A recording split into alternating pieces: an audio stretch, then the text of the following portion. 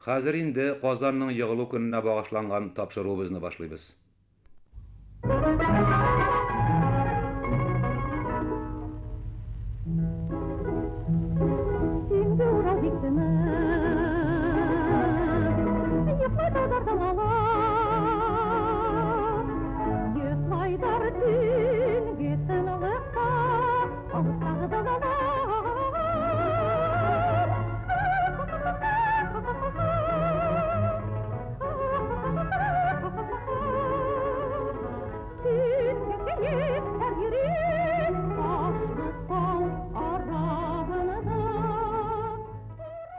Bugün Tatar Başkırt halkının kaygılı günü. Bugün bizning halkının müstakilligin hem azatlığın yugaltkan günü.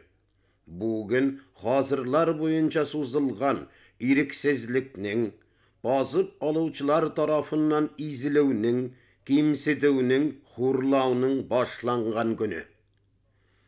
Bizning halk 1552 yılının 15 oktabrinden, yani Qozon jengilgen günden başlap hazırgacha bik köp ağırlıklar kurdu. Bik köp qara hem qanlı günlerini öttü. Qozonni basıp algandan soň Yavuz Ivan Qozonda 60 çağırım Qozon diresinde bergine de Tatarını Tatar bağınasında kaldırmasına emir verdi. Hem bu emir üteldi. Tatarlarının yaşına hem cinsine qaramasdan köplep ötürdüler. Qaybirleri urmanlarga, yirak yerlerge kaçıp kutuldular.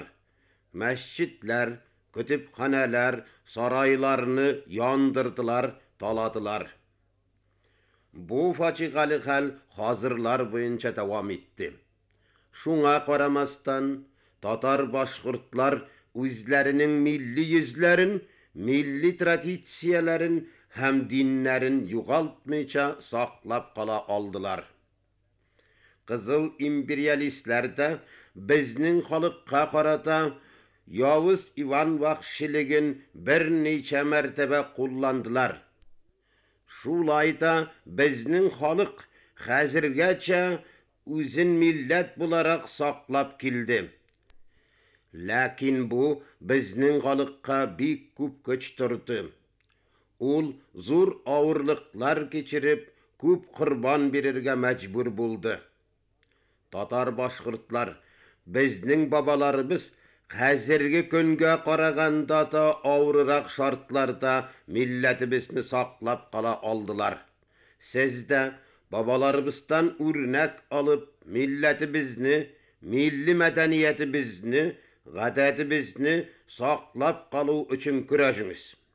Şul vakittagına bizning halk özünün izgi tilegi bulgan milli azatlığına erişe alacak.